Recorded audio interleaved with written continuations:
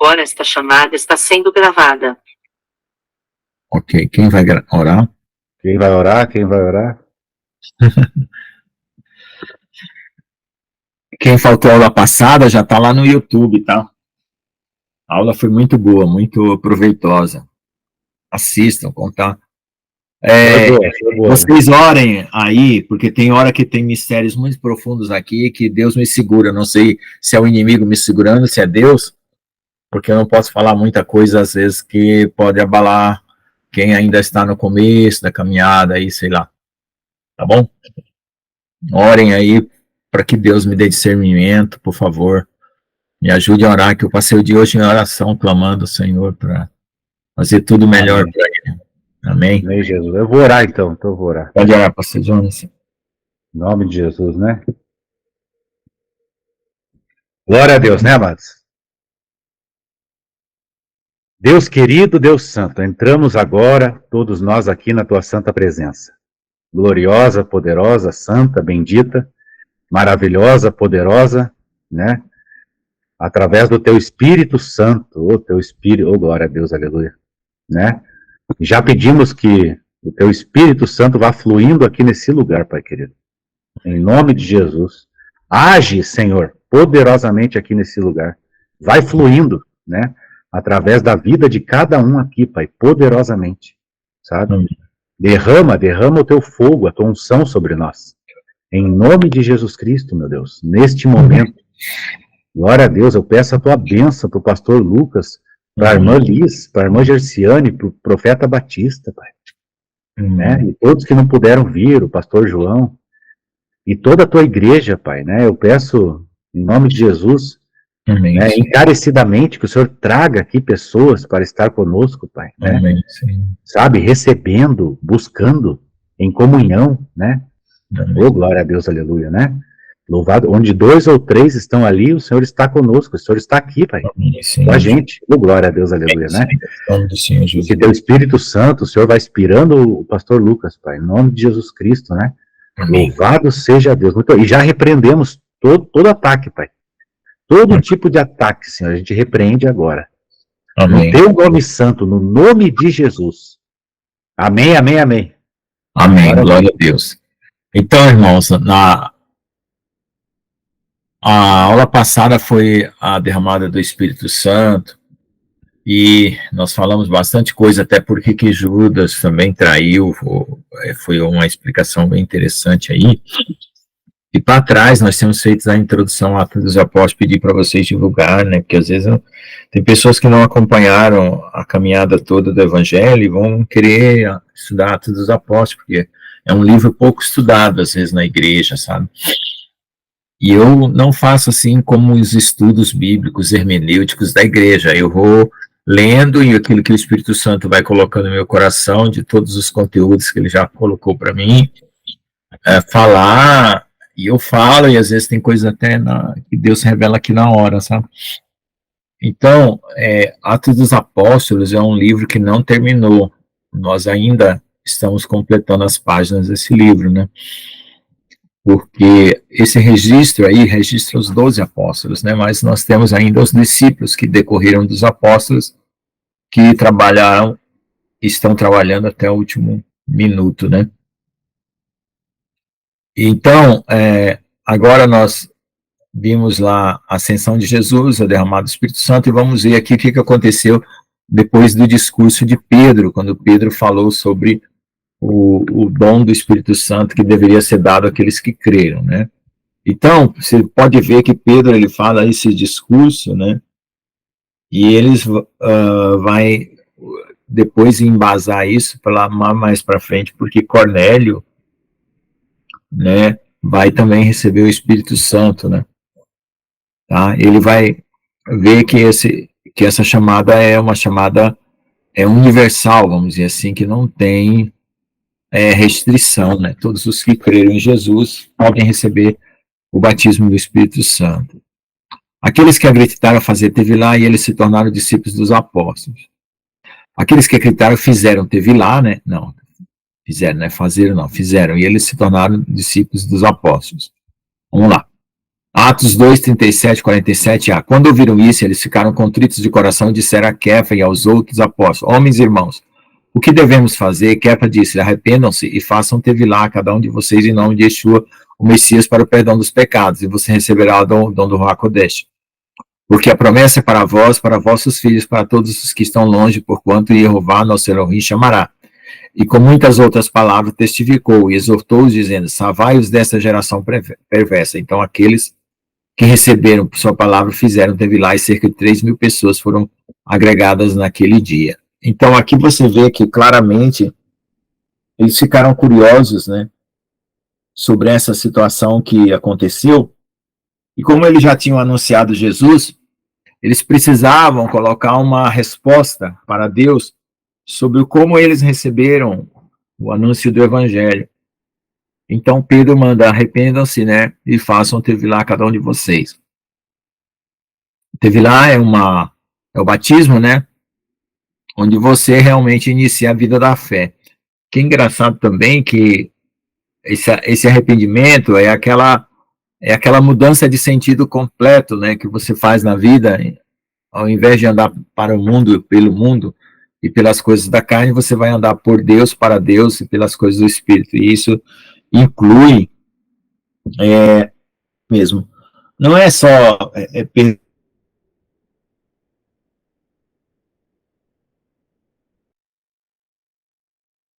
irmãos, caiu aqui meu computador. Eu vou ter que iniciar aqui.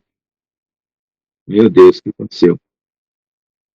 Fazia tempo que não tinha isso, né? Agora, que bom que eu liguei o celular, né? Vamos ver se reinicia agora. Espera só um pouco aí. Repreendido, né? Todo mal em nome de Jesus. Né?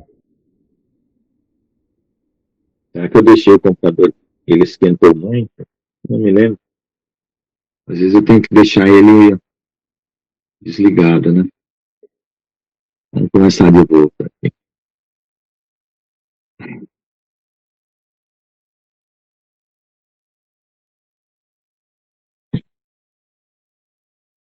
Então, como eu estava comentando, eu vou comentar aqui pelo celular.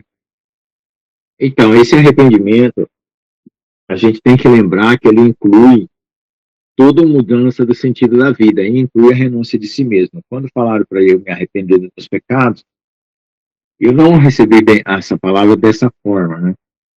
Eu sabia que eu tinha que seguir Jesus, comecei a seguir. E eu fui confessando os meus pecados, porque na igreja alguém sempre dizia: olha, se arrependa, deixe o mal, deixe o melhor. Mas tudo foi tão automático para mim, assim, em certo sentido, porque eu já não via sentido no mundo. E aí encontrar Jesus era só continuar seguindo. Mas a questão de renúncia de si mesmo foi uma questão que só veio depois. E a renúncia de si mesmo ela é importante porque ela responde àquela questão do Éden. Como nós já falamos, nós não herdamos o pecado moral de Adão, nós herdamos o pecado, vamos dizer, da desobediência por causa da nossa condição, né? Que nós nos tornamos condicionados ao pecado por descendência, né? Vamos dizer assim. Então, o que acontece? Quando você reconhece que o homem comeu do fruto do bem e do mal, gerou uma condição para a humanidade, da qual você está manipulado pelo inimigo, quer você queira, quer você não, quer você acredite, quer você não, então você precisa tomar uma atitude contrária a essa manipulação, que é a renúncia de si mesmo. Por quê? Porque toda a sua vontade, seus planos, seus propósitos, seus pensamentos tá monitorado pelo inimigo, e isso as pessoas não entendem. Né? As pessoas falam: eu creio em Jesus, eu creio em Jesus, e vai seguindo ele sem perceber que precisa de uma renúncia. Essa renúncia de si mesmo é a morte do velho homem. Se você toma isso como vamos dizer, uma situação em que você realmente decide morrer para si mesmo, você vai ver o ganho espiritual maravilhoso que você tem. Porque você já não pertence mais a esse mundo, e você começa a viver aqui através daquilo que Deus vai conceder a você, e você, vamos dizer assim, está, como Pedro fala, né, com amplas entradas no reino do céu. Certo? que é uma coisa que muitas vezes a pessoa está na igreja, mas não tem aquela confiança na salvação ou no arrebatamento. Por quê?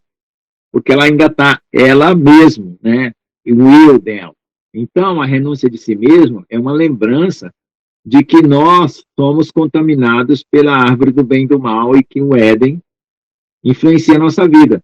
Porque se você conversar com qualquer cristão nominal, ele continua fazendo as coisas do ego dele. Porque ele não ligou as duas situações, aquela queda do Éden com a morte do velho homem, que é necessária. E isso é necessário. Por quê? Porque aí você tem uma fé autêntica, uma vida espiritual autêntica. Senão você fica meia boca, né? Como diz. Um pé em duas canoas, tá? Então eu vou voltar aqui para o computador, que ele, graças a Deus... Não, aqui, peraí.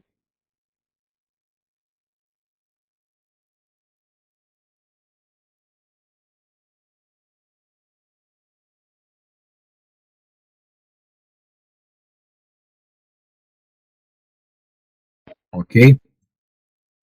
Voltamos aqui. Vamos manter os dois. Ele tá querendo deixar só um. Mas eu vou manter os para poder. Se acontecer novamente alguma coisa, né? Vamos lá, voltar a compartilhar aqui a tela que eu estava lendo. Ok, irmãos? Então, na Igreja Católica, você vê aquelas pessoas que deixaram tudo para chegar a Jesus e se tornaram santos. Aí fica uma elite, né? Uma elite de santos. Não, todo mundo é para ser santo. Todo mundo é para renunciar a si mesmo, morrer para o velho homem, morrer para o mundo, né? Porque aí todo mundo teria confiança na presença de Deus e não estaria esse problema, né, de ter uma igreja dividida, né? Uma igreja que tem um pé no mundo, um pé em Deus e outras que estão totalmente na presença de Deus, tá? Isso não significa que você vai abandonar, deixar de trabalhar, de ser professor, de ser médico, de ser enfermeiro, engenheiro e seguir uma vida religiosa, não tem nada a ver. Esses entendimentos são todos errados. A pessoa fala, não, a vida religiosa você tem que abandonar tudo e ser um religioso. Não, você pode ser o fiel a Deus, renunciar a si mesmo, morrer para si mesmo, ser médico, ser enfermeiro, ser professor, ser tudo. Só que a Igreja Católica colocou muito isso, muita ênfase nisso, tirou o foco correto, e aí as pessoas acham que se elas se comprometerem tanto com Deus assim, elas vão ter que largar tudo, e não é isso. Existem santos médicos, santos engenheiros, santos professores, existe todo tipo de santo. Santo jogador de futebol, né? É a maneira como a pessoa vive a fé. Agora, se você se torna mundanista, é por isso que ocorrem os extremos, né? As pessoas ficam mundanistas, né? Dizendo que é crente mundanista. Fazem coisas da carne, confundem a fé das pessoas. E eles perseveraram na doutrina dos apóstolos, na comunhão uns com os outros, no partir do pão e nas orações. Então, essa aqui foi a base. Essa aqui foi a base de muita pregação para que o povo voltasse ao renovo da igreja de Atos, né? Por quê? Porque naquela época a igreja não era instituição religiosa, não tinha CGC, não tinha nada. Era uma reunião, como foi falado ontem, né? De pessoas que formavam um corpo, numa só comunhão com Cristo. E era assim, e tem que ser assim. Só que criou-se as sociedades religiosas, as instituições, e virou a coisa dominante aí também, manipuladora também. Aí, quando as pessoas evadem da igreja, aí os desigrejados, não existe desigrejado, porque eu sou igreja, não existe isso. Isso é uma palavra mal empregada. Quando as pessoas evadem da instituição religiosa, não necessariamente porque elas deixaram Jesus, eu nunca deixei Jesus, eu sempre troquei de igreja, porque toda vez que eu entrava em conflito, não conseguia conviver mais, eu trocava de igreja. Mas eu nunca deixei de Jesus, nunca, nunca. E eu nunca deixei de ser igreja por isso. Então, é isso que acontece.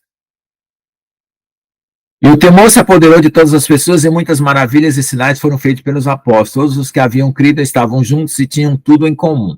Aí tem gente que usa essa frase aqui para levantar o comunismo, tá? Também tem essas. E venderam suas propriedades, seus bens, distribuíram todos segundo a necessidade de cada um.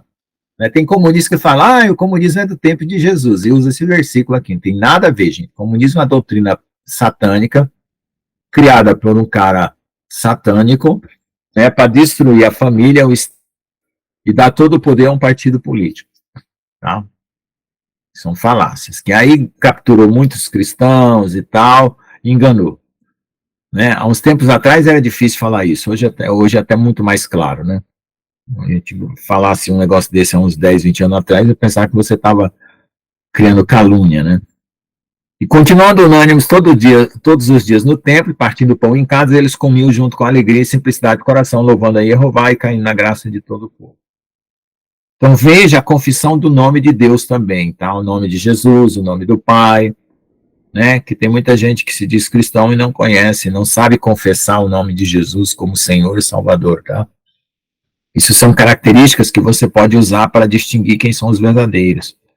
Primeira declaração resumida, Atos 2:47b. Jeová acrescentava Querrilá é a igreja, né?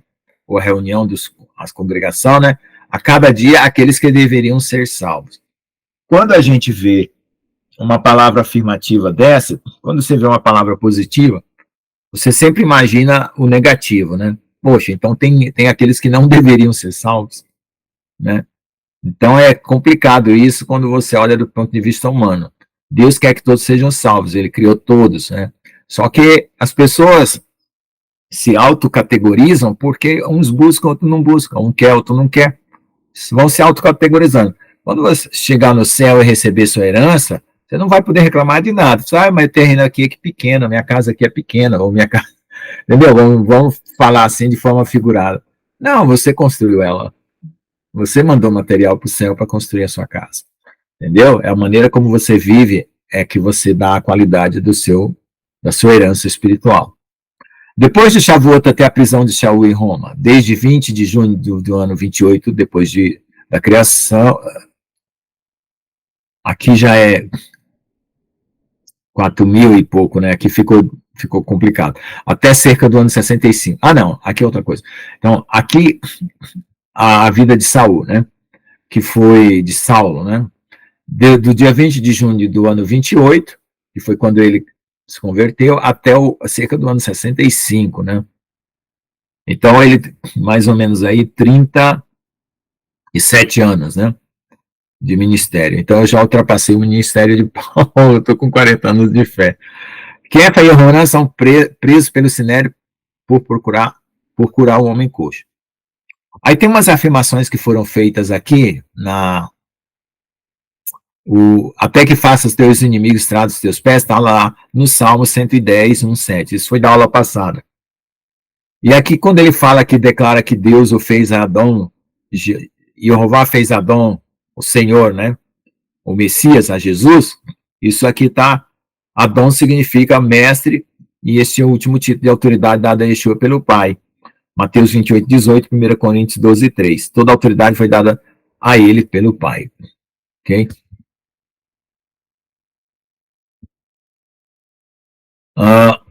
Vamos continuar aqui. Atos 3, 1-4 até 35. Kefa e Yohanan estavam juntos subindo ao templo na hora 9 de oração da tarde, né? É 3 da tarde. Toda vez que você vê um horário desse aí que você não sabe que hora que é, você subtrai 6. 6 menos 9 dá 3 da tarde, tá? Em um homem coxo de nascença foi trazido a quem era colocado todos os dias na porta do templo, que é a chamada Formosa, Nicanor, para mendigar esmolas daqueles que entravam no templo. Quando este viu Kefa e Yohanan prestes a entrar no templo, ele implorou que lhe dessem esmolas. Kefa e Yohanan, fixando os olhos nele, disse: olhe para nós. Então ele os ouviu, esperando receber algo deles. Mas Kefa disse: eu não tenho prata nem ouro, mas o que eu tenho te dou. Em nome de Yeshua, o Messias de Nazaré, levante-se e ande. E tomando pela mão direita, ele levantou imediatamente seus pés e tornozelos foram fortalecidos. E saltando, levantou-se e andou, e ele entrou no templo com eles, andando e saltando, louvando a Jeová. Então aí era um costume, né? Que ele tinha lá de ficar na porta do templo, era uma coisa costumeira. E justo nesse dia houve uma mudança de situação, porque eles não tinham prata nem ouro, mas tinham o poder de Deus para curar. E o que aconteceu? Né, que isso já começa a mudar a situação com os discípulos, né? Você vai ver aí que os apóstolos começam a ser perseguidos por causa disso aí também. Tá? Então, esse dom de cura aí começa a se manifestar, né? Parece que não há nenhum relato de cura antes feito pelos discípulos ou pelos apóstolos, a não ser naquela missão dos 12, né? Que ele mandou lá, ou missão dos 70, né? E todo o povo ouviu andar e louvar Jeová. E eles o reconheceram como aquele que estava sentado mendigando no portão de Nicanor do templo. E eles ficaram surpresos com o que havia acontecido com ele. E tendo se agarrados a Quefa e Yohanan, o homem coxo, que tinha sido curado, todas as pessoas atônitas foram até eles no pórtico chamado de Salomão. Tá? Quando Quefa viu isso, ele respondeu ao povo: homens de Israel, por que vocês se maravilham com isso? Ou porque põem os olhos em nós, como se pelo nosso poder ou misericórdia a esse tivéssemos feito andar? O Elohim de Abraão, Isaac e Jacó, o Elohim de nossos pais, glorificou seu filho Yeshua, a quem vocês entregaram e negaram diante de Pilatos quando ele decidiu libertá-lo. Mas vocês negaram ao santo e ao justo e pediram que libertasse a um assassino. E vocês mataram o príncipe da vida, de quem Jeová ressuscitou dos mortos, do qual são testemunha. E pela fé em seu nome, aquele a quem vocês veem e conhecem, esse confirmou o seu nome, a fé que vem dele, deu a esta cura completa na presença de todos vocês.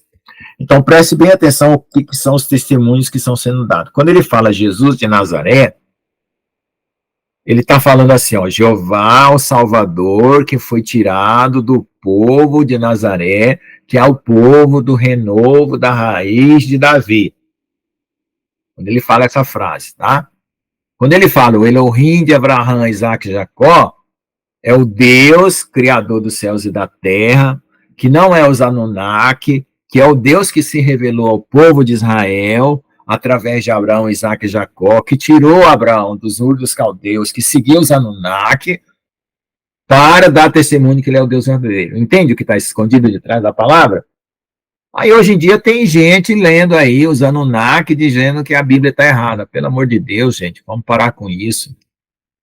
Aí vem confusão aí vem extraterrestre, aí vem tudo aí porcaria que está vindo aí para enganar o povo não lê o que está escrito aqui, ó, Elohim de Abraão, Isaac e Jacó. Que ele está contando uma história de uma geração inteira, onde foi derrubado ídolos.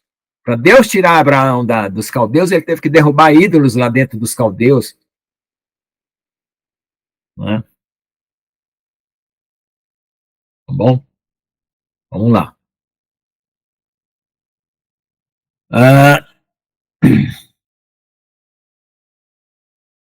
Mas agora, irmãos, eu sei que por ignorância vocês fizeram isso, como também seus governantes, mas Jeová cumpriu assim o que havia anunciado anteriormente pela boca de todos os seus profetas, que seu Messias sofreria. Era uma coisa que os judeus não sabiam, né? Eu achava que ele vinha só reinar. Então arrependam-se e voltem-se ao antigo caminho, que é o caminho que está lá em Jeremias, eu acho, é Isaías, para que seus pecados sejam apagados, para que o momento de refrigério venha na presença de Jeová. E ele envia Yeshua o Messias que foi previamente anunciado a vocês, a quem certamente é necessário que o céu receba até os tempos da restauração de todas as coisas. Então, o céu recebeu Jesus até quando ele volte para restaurar todas as coisas, inclusive as coisas em Israel, das quais Jeová falou pela boca dos seus santos profetas que têm existido desde os tempos antigos. Pois Moisés disse aos pais, Jeová teu Elohim levantará um profeta para vocês, dentre seus irmãos, assim como eu. Por que assim como eu? Porque falava diretamente com Deus, tá? Moisés falava com Deus face a face. Vocês devem ouvir em tudo que ele falar, e toda alma que não ouvir e não obedecer esse profeta será desarraigada do povo.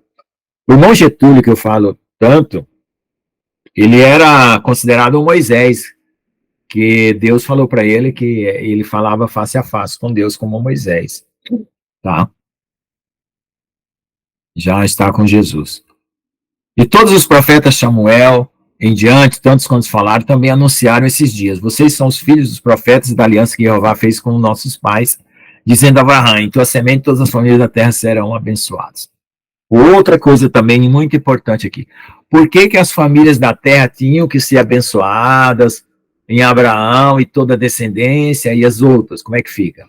Né? Tem que fazer pergunta para o texto. Veja só. Melquisedeque, que não nasceu e não morreu, se manifestou, ele é introduzido nesse mundo e depois é tirado desse mundo. Ele não nasce nem morre, tá? É um homem eterno. Ele deu testemunho de que Abraão era a descendência do Deus que criou os céus e a terra. Quando ele está falando isso, gente, ele está dizendo para todos os principados e potestades dos caldeus, de todos os povos, de todas as nações, que ele é o Deus único e verdadeiro, que os outros são falsos, ou seja, que os outros estão seguindo anjos caídos. Entende? E que ele é aquele que criou os céus e a terra, que criou Adão, e que se revelou, Adão, Enoque, Noé, e está agora continuando a história. Porque para os impérios e potestades, as pessoas às vezes entendem, mas como é que a Bíblia foi copiada lá do Enuma Elish, lá dos tabletes sumérios, que hoje em dia também é outra coisa que o pessoal vem falando. Não, gente, pelo amor de Deus, a Babilônia sabia de coisas porque foi herdada também. Mas a herança primária veio por Adão, Sete, como é que é? Enoque, Noé, até Abraão. E Abraão foi contemporâneo de Noé. Tá? O povo vivia muito tempo. Quem tiver dúvida sobre a contemporaneidade dos profetas bíblicos, vai lá no meu canal Tempo do Fim, está escrito lá, contemporaneidade bíblica. E tem vários mapas de contemporaneidade, ou seja, quem viveu com quem. Então, como é que Abraão começou a saber das coisas antigas? E como é que Moisés também ficou sabendo das coisas mais antigas? Porque ele foi atrás do Noé. Tá? Ele fez a peregrinação dele, fez o dever de casa. Tá bom? Eles viveram ao mesmo tempo. Digamos que Noé tinha, sei lá quantos anos, né? Não lembro quanto que Noé viveu, estava no fim da vida e Abraão no começo. O jovem Abraão. Então, essa herança espiritual é muito importante, você saber quem viveu antes de você e de quem você está herdando as coisas. Vamos lá. Almeida Revista, 1911, convertido. A palavra grega epistrefos é o equivalente à palavra hebraica shuv, que significa literalmente retornar. Essa foi a mensagem pregada por Yohanan e Yeshua a todos os profetas que exortaram o povo a voltar ao caminho da Torá. A teologia católica é aquela que inventou o conceito de conversão, mas quando nos arrependemos do nosso pecado, não estamos nos convertendo a nenhuma religião, mas simplesmente retornando ao caminho que foi ensinado por Moshe. Então é exatamente isso, você está indo por um caminho, você volta, é retorno. A conversão, porque conversão é até verter contra, né? Verter contra. Então verter o sentido, né? Mudar o sentido. Mas tudo bem. E a outra coisa que tem aqui, ó, retornar ao caminho antigo ensinado por Moshe, que é Moisés, tá? E então, quando diz assim, ainda que teu povo seja como as areias do mar, que está escrito lá, só o remanescente retornará, não é será salvo. Só o remanescente se converterá, voltará para o ponto.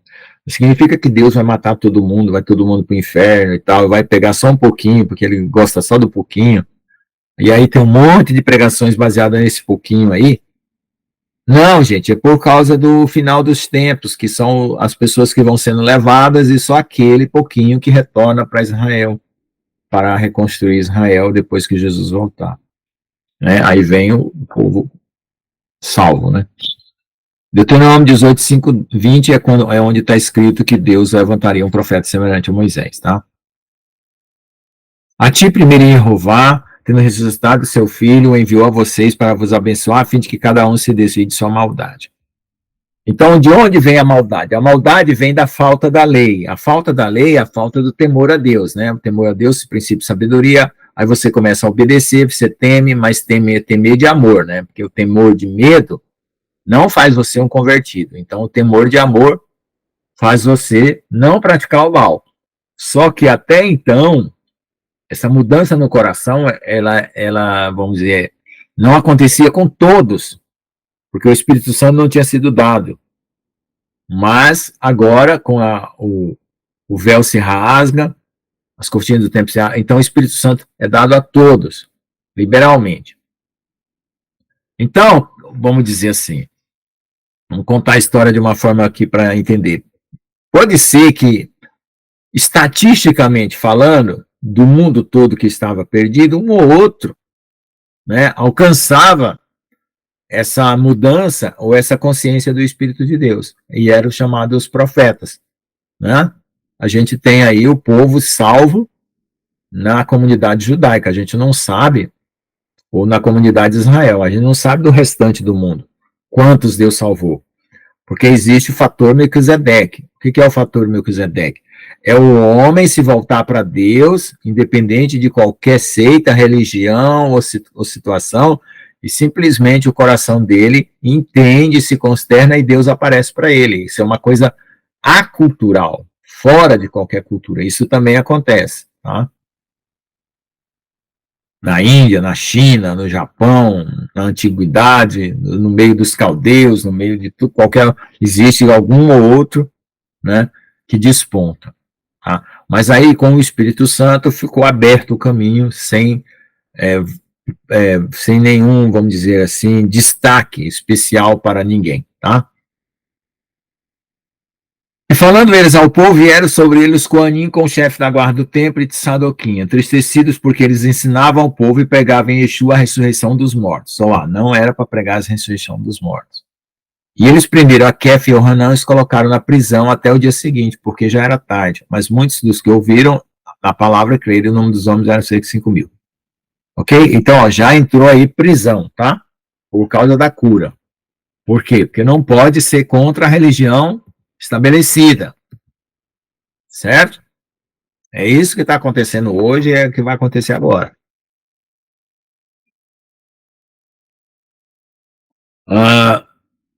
E aconteceu no dia seguinte que se reuniram em Jerusalém os governantes, anciões e os sofrinhos, e o Cohen Gadol, que é Anás e Caifás, né, que é o sumo sacerdote, e Yohanan, não o discípulo, né, e Alexandre, e todos os que eram da família do Cohen Gadol, do sumo sacerdote, colocando-se no meio, perguntaram, com que poder ou em nome de que fizeste isso? Então Kefa, cheio do Hakodesse, disse, governantes do povo e anciões de Israel, desde hoje somos questionados sobre o benefício feito a um homem doente, de que maneira foi curado, que seja conhecido de todos vocês e de todo o povo de Israel, que em nome de Yeshua, o Messias de Nazaré, a quem vocês crucificarem, a quem Jeová ressuscitou dos mortos, por meio dele, este homem estão na vossa presença. Então, se eles receberam o testemunho da ressurreição ou não, agora eles estão recebendo testemunho de cura. Ou se eles fajutaram lá a conversa, dizendo que o corpo de Jesus tinha sido roubado, agora eles estão vendo a cura, né? Este Yeshua é a pedra rejeitada por vocês, os construtores, que se tornou pedra angular. Olha, mais uma pedrada na cabeça da mesonaria. Tá? Tá bom? Presta atenção. Pedra angular. Quem conhece as coisas da mesonaria sabe disso, tá bom? Maçom. São os construtores, né? Por que eu vou falar isso? Agora eu vou falar, né? Já falaram, né? O vídeo vai ser cortado. Tá bom, vamos lá. É o seguinte, gente, desde o Egito, desde que Satanás caiu e ele caiu no Egito, vamos já rasgar o verbo, existe uma religião satânica infiltrada dentro da religião católica, protestante, como é que fala? Judaica. E ele está metendo bala aqui nisso, ó. Yeshua é a pedra rejeitada por vocês. Vocês que estão construindo essa grande obra para a humanidade, para mudar a sociedade humana e tal, não sei o quê, ó. A pedra que é principal que vocês rejeitaram é a que deveria ser usada para vocês construir. Como vocês não têm, essa coisa vai cair. Essa construção de vocês vai cair. E amém que caia. Eu tô doido para cair mesmo.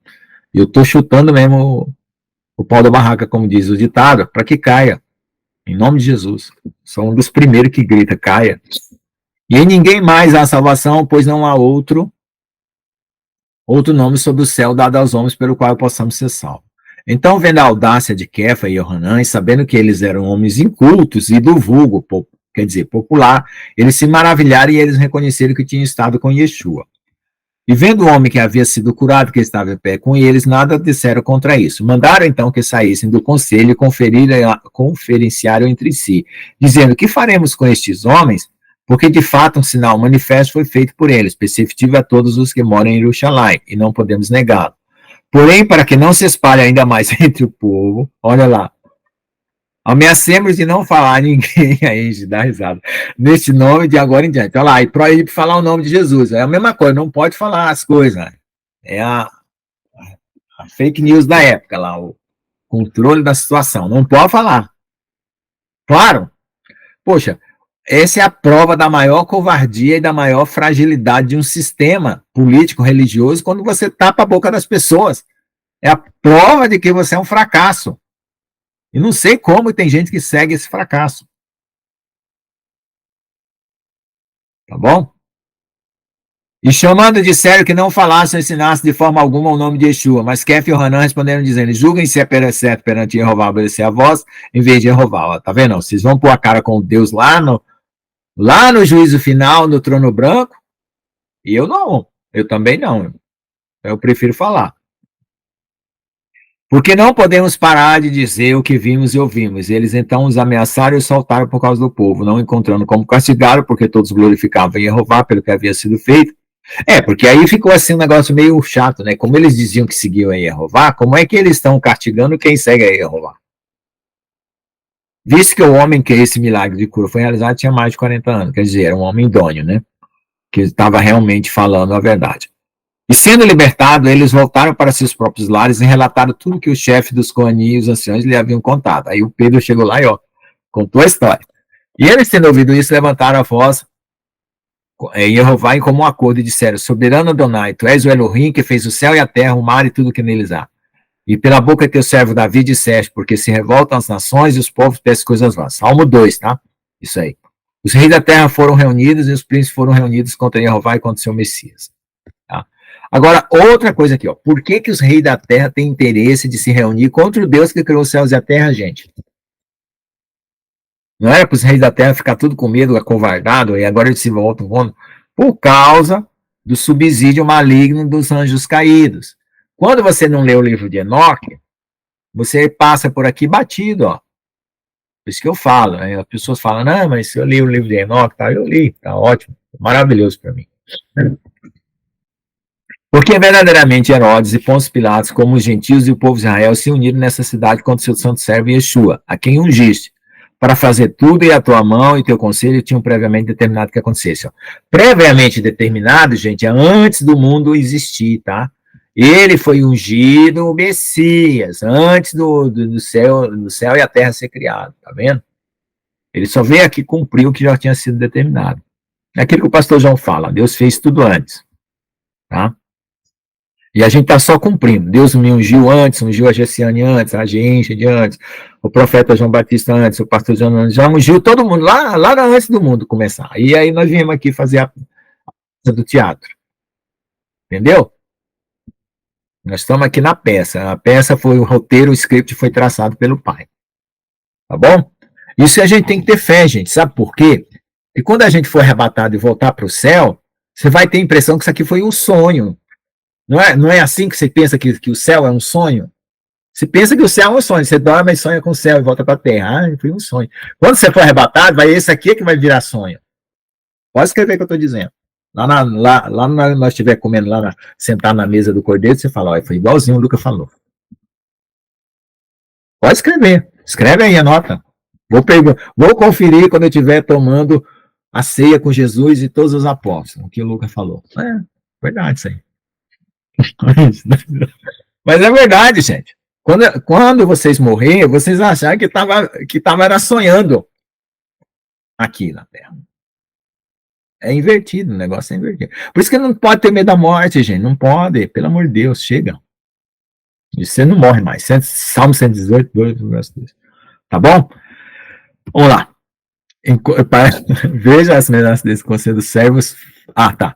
E agora, Porque verdadeiramente Herodes e Pôncio Pilatos,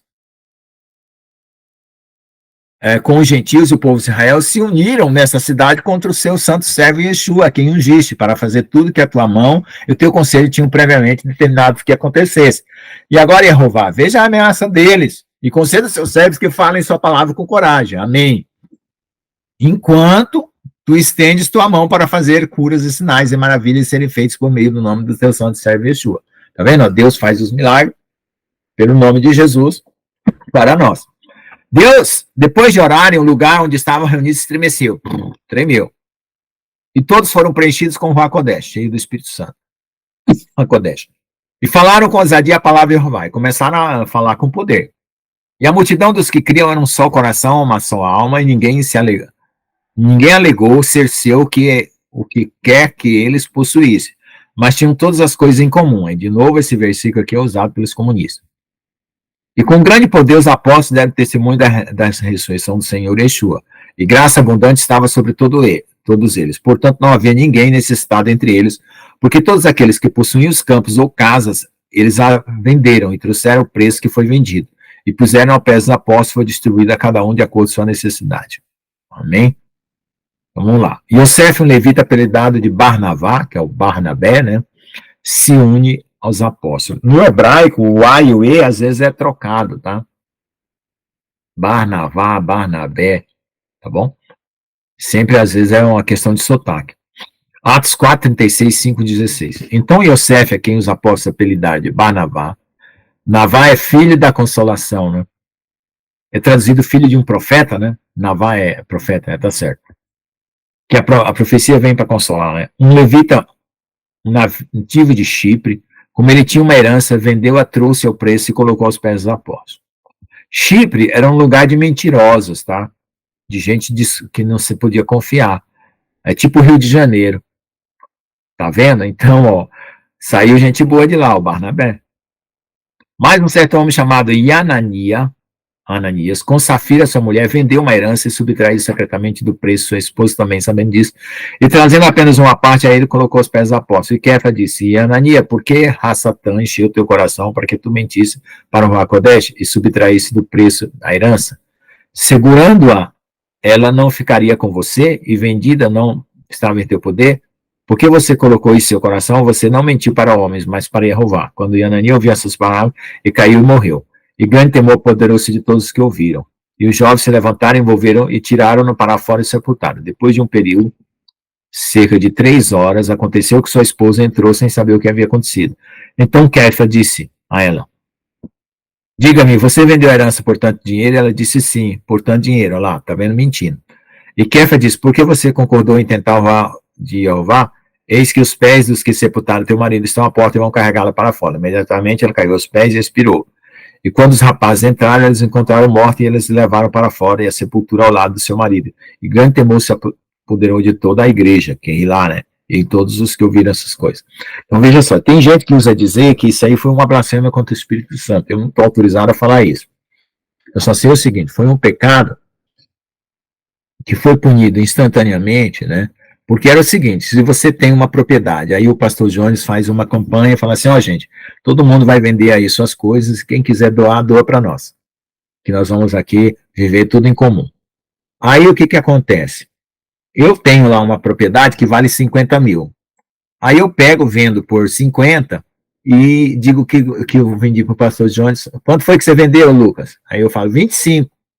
Tá aqui os 25. Aí estou dando 25, estou guardando 25. Aí foi por isso. Entendeu? Não era questão de vender ou não vender. Se eu podia vender, ele podia vender e ficar com o dinheiro, que ele falou, você podia ficar, é seu, você podia, não era obrigado a dar, ninguém era obrigado a dar. Mas você disse que ia dar o valor total, então esse valor total. Eu vou dar 10%, vou dar 10%. Então você tem que ser verdadeiro nas palavras. Né? Foi isso que aconteceu. Eles mentiram para o Espírito Santo, porque a presença de Deus estava tão grande ali, que eles foram aniquilados ali naquele momento. Né? Não sei quanto à alma deles, não acredito que tenham perdido a salvação, mas foram punidos, ou seja, foi tirado antes de percorrer a carreira, né? A carreira que Deus tem para todos nós, tá? Cada um de nós tem uma carreira a percorrer. Então, quem comete loucura, está escrito lá em Provérbios, que o louco morre antes do tempo. Então você pode ser cristão, pode ser tudo, mas se você fizer uma loucura, Deus te tira daquele no tempo. E não fique pensando que você vai para o céu por uma cadeira dourada, né? Você pode levar açoites, né? Ou seja, não entrar de cara no céu, ainda vai ter que passar por um processo espiritual até chegar lá. Então, eu não posso dizer que eles blasfemaram contra o Espírito Santo, porque ali aquele exemplo que nós lemos lá em Mateus, que os fariseus falam que o Espírito que Jesus expulsa não é de Deus, né? Ali está bem caracterizado ali uma blasfêmia, né? Contra o Espírito Santo.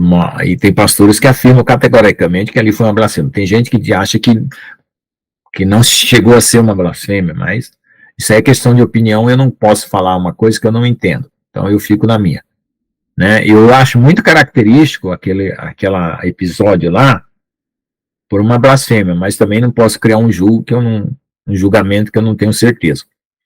E nesse caso aqui também é a mesma coisa, tá? Só estou dando a instrução para vocês.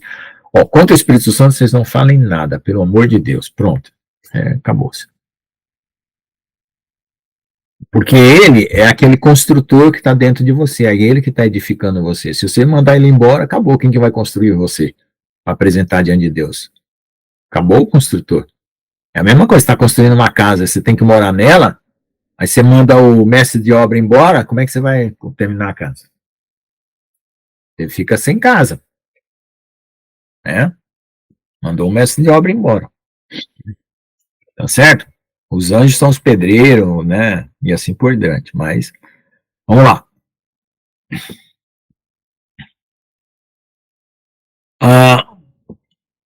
E pela mão dos apóstolos, muitos sinais e maravilhas eram operados entre o povo, e estavam todos reunidos no pórtico de Salomão. Depois desse incidente, ninguém ousou se juntar a eles, mas o povo os elogiava muito. Aí o pessoal ficou com medo. Ó. E os que criam no Messias aumentaram mais. Um grande número de homens e mulheres, tanto os que levavam os enfermos às ruas e os colocavam em camas e leitos, de modo que quando Kefa passasse, pelo menos sua sombra caísse sobre algum deles. E mesmo nas cidades vizinhas, muitos vinham a Jerusalém, trazendo os enfermos e atormentados pelos espíritos, e muitos foram curados. Então veja, isso aqui é um grande avivamento, né, que é o derramado do Espírito Santo, e que está prometido agora coisas muito maiores do que essas, tá? Vamos lá, vamos ler aqui os comentários sobre a venda lá do Ananias e da Safira. Esses proprietários de terras e casas venderam suas propriedades para atender as necessidades do corpo, do povo em geral, porque era uma perseguição grande, gente. Não dava para ter nome em cartório, essas coisas, era tudo perseguido. Não que eles venderam a única casa que tinham para ficar sem teto, para que os apóstolos pudessem viver luxuosamente. Os levitas estão proibidos de possuir propriedades pessoais, conforme Deuteronômio 18:1-8. Esse levita se arrepende, então é bem-vindo ao ciclo íntimo dos apóstolos, que eu chamo de filho de profeta, né? Que é o Barnabé. Outro casal na Assembleia, e Ananias e Safira, vê a honra com que esse levita arrependido é recebido e tenta manipular sua entrada no ministério. Então aí, segundo Michael Rood, eles queriam ter um privilégio ali com o povo, né? Que estava se convertendo, e fez essa jogada aí de contribuir para a igreja para ter essa coisa, né? Então aí o coração, cada um, Deus conhece, né? Não vou julgar o coração deles, não estava lá na época, não sei, só sei o que está escrito. Então eles receberam essa situação aí muito complicada. Ao meio da revista 1911, igreja, eclésia, em grego, refere-se à assembleia de crentes. A eclésia foi usada pela primeira vez na Septuaginta, para retratar Deuteronômio 18:16, para traduzir a palavra hebraica Kahal. Aqueles que foram chamados na Assembleia de Israel e que se reuniram no Monte Sinai para fazer um pacto com Jeová. A palavra Kehilá vem da palavra Kahal, tá? Que é Assembleia. Então, Kehilá é o local da Assembleia, onde se reúne. Os Koanim, bom, agora são 9 horas, eu sempre vou até 9:30. Vamos fazer os comentários aí, gente, por favor. Vamos fazer os comentários de tudo que foi lido, que a gente deixa 260 aí para depois, para amanhã. Pode falar, quem levantou a mão. Amém, Jesus. Glória a Deus, né? Então é assim, né? Vamos dizer assim, né? Tudo teoria minha, né? É minha. Tem que falar assim, né, pastor? É. Fiquem à vontade para discordar, por favor. É. Fiquem à vontade para discordar de mim, né? Glória a Deus, aleluia. Uhum. Assim, né? Daí o pastor João falou que a gente tem a unção desde o princípio, né? Uhum. E eu concordo com isso, né? Agora, por exemplo, né? Adão e Eva, né? A gente sabe que, bom, na minha opinião, pode ser que alguém discorde, né? Claro, e tem todo o direito, né? Que Adão e Eva não eram anjos, né? Eles eram humanos, que, né? O homem, ele foi um projeto diferente de Deus, diferente dos anjos, né? Uhum. Mas aquilo que Adão e Eva tinham no Éden, eles perderam na queda, né? Não sei o que eles tinham, pode ser que eles tinham alguma visão espiritual, alguma coisa, né? Uhum. E foi perdido, né? Certo. E o que acontece com a gente, né? Nós temos, digamos assim, a unção, né? Só que ela está travada, ela está desativada, né? Isso. Né? Tanto que a gente não voa, a gente não, né? Não consegue se teleportar, né, pastor Lucas? É. E o que acontece? Aí, vamos lá, né? Ah. Porque eu acredito assim, né? Aquela unção lá do Pentecostes, né? Ela foi se perdendo, né? Porque a doutrina de homem, a doutrina de demônios, né, foi entrando na igreja, né? E é como a palavra de Deus diz, né, que a gente não pode ser cisterna rota, né? É aquela cisterna rachada que a água vaza, né? A gente não pode ser vaso rachado, né? E as doutrinas de homem, de demônio, elas racham o nosso vaso, né? Aí, o que acontece? A unção do Espírito Santo vai vazando, né? E foi isso que aconteceu durante o tempo, né? Porque, na verdade, né, pastor Lucas, a unção, ela deveria ter sido preservada, né? A igreja deveria ter preservado a unção. Ela falhou nisso, né? Aí o que acontece? Aí Deus tem que mandar um avivamento, novamente, né? Entende? Que é o que a gente está esperando hoje, né? Não é verdade? Aí o que acontece? O Espírito Santo, ele tem o poder de destravar o dom na gente. Ele tem esse poder, né? E tanto que a palavra de Deus diz que uma vez destravado o dom, não volta mais atrás. Você não perde mais, né? Aí é uma responsabilidade do que você vai fazer, né? Por exemplo, Pedro, naquela ocasião ali, né? A gente sabe que Pedro, ele tinha autoridade de ressuscitar mortos, né? Naquele momento. Então a raiva que gerou nele, né? Quando ele viu Ananias e Safira fazendo aquilo gerou uma raiva e ele decretou a morte dos dois, né? E ele tinha autoridade para isso, sabe? Por quê? Porque foi dada uma autoridade para ele ali no Pentecoste, né? Entende? Então ele decretou a morte dos dois. Você vê a responsabilidade da unção, pastor Lucas, sabe?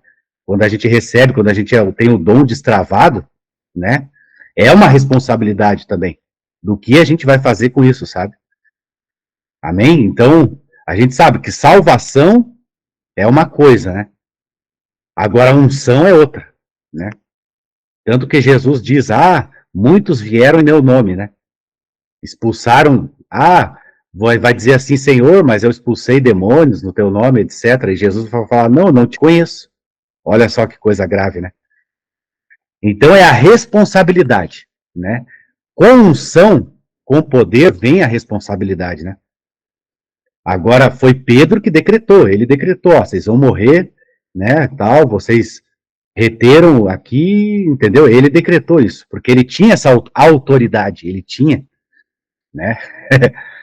Por isso que a gente não vê ungido em toda a esquina, né? Porque é uma coisa séria isso, né? Por isso que a gente tem que ser bem treinado, bem edificado, bem treinado. Aí está ligado à santificação, né? A santificação está ligada ao preparo para receber a unção, né? Então, a pessoa preparada e santificada, Deus, ele pode conceder mais poder, mais autoridade, né, para aquela pessoa, entende? Mas é isso, vocês fiquem à vontade para discordar aí, por favor. Eu creio que tem responsabilidade, mas, por exemplo, eu sou uma pessoa muito preocupada com o que eu falo, né? E às vezes eu vigio, às vezes até eu estou distraído, e às vezes eu vigio também. Mas, assim, se você determina uma coisa, você tem que perceber se aquela coisa que está determinando é da vontade de Deus ou não, para você não determinar uma coisa errada, né? Sobre a vida de outra pessoa e assim por diante, né? Uma coisa que eu fico muito irado é com o governo, né? Então eu determino que o governo mal seja destruído e tal, mas eu estou sempre esperando que o Lula se arrependa, que todo mundo se arrependa, que o STF se arrependa, entendeu? Eu nunca defino as pessoas. Às vezes eu falo, vou desistir, eu desisto de orar por eles, porque eles não respondem ao chamado de Deus. Mas Deus é que sabe, até a última hora, quem que vai se arrepender. Fala, Gessiane. É sobre essa questão que você falou, que os atos dos. É uma dúvida, que os atos dos apóstolos não está terminado. Não. Porque Deus ainda tem atos a praticar nesse mundo através de seus filhos. Mas não tem uma passagem na Bíblia que fala que o que está escrito não é para ninguém tirar e nem acrescentar? Quem é que vai escrever? Ah, tá. Entendi. Não, é assim, acontece assim, a história cristã, ela, do ponto de vista da igreja, começa com Atos dos Apóstolos, mas ela não termina. Deus, ele vai reunir todas as provas dessa história humana depois de Jesus. Lá no céu, tudo isso vai ficar registrado em bibliotecas para toda a eternidade. Entendeu? É um testemunho que fica valendo para toda a eternidade. Então, certamente Deus vai recolher algum texto, alguma coisa que foi escrita aqui na terra para ficar testemunho lá no céu. Tá? Porque o inimigo, Satanás, ele, no tribunal de Deus, ele quer anular as provas daquilo que ele fez. Né? Ele quer dizer que não fez, é igual ao governo. Quer dizer que não fez. Então, nós vamos levar provas materiais para a condenação de pessoas que lutaram contra Deus. Entendeu? Então, os Atos dos Apóstolos, eles ainda continuam sendo escritos. Deus sabe quais são as pessoas ou quais são os textos históricos que são verdadeiros que vão estar sendo arquivados, né, como testemunho. Isso existe. Ok? Não, a gente fala assim que o Atos dos Apóstolos não terminou, porque a gente ainda tem um outro Pentecostes, né, para concluir, né? São 7 festas, a gente tem 3 festas e meia, falta mais a metade, que é a outra metade do Pentecostes, e mais 3 festas, que é o Betas, Dia do Perdão e as Sete Tabernáculos. Pode falar. E nós somos os personagens dos atos de hoje. Nós somos. Isso. Nós somos os personagens do Atos. Ah, tá, entendi. Obrigada. Amém. Então, mais alguém?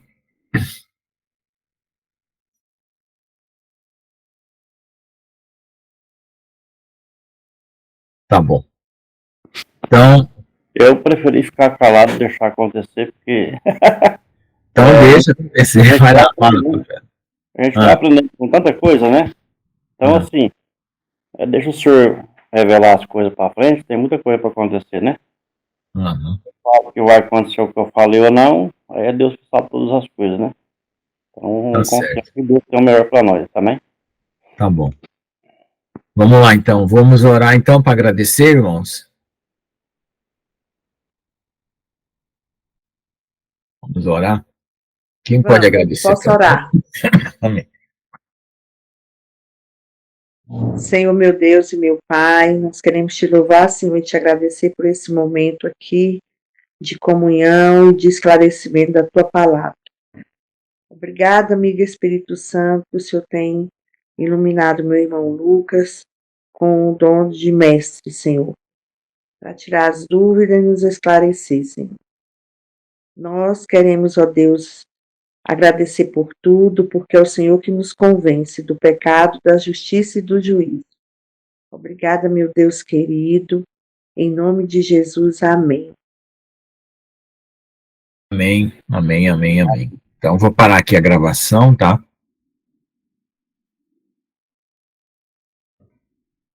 Aí depois eu vou enviar o link para quem não